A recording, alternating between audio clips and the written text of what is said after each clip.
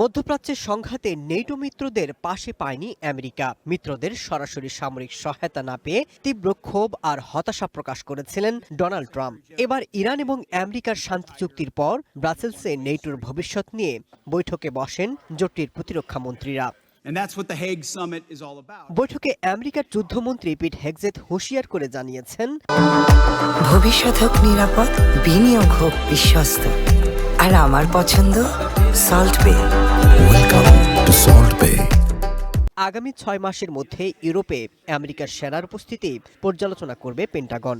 Iran যুদ্ধের সময় কিছু ইউরোপীয় দেশ আমেরিকার বাহিনীর উপর বিধিনিষেধ আরোপ করায় ক্ষোভ প্রকাশ করেন হেগজেথ। আমরা যখন বিপদে পড়েছিলাম তখন মিত্রদের সহায়তা চেয়েছিলাম, তবে সেই পরীক্ষায় অনেকে ব্যর্থ হয়েছে। এটি ছিল লজ্জাজনক। তারা আমেরিকার সেনাদের ঝুঁকির মুখে ফেলে দিয়েছে। এবার সময় এসেছে ইউরোপে আমেরিকার সেনা উপস্থিতি পর্যালোচনা করার।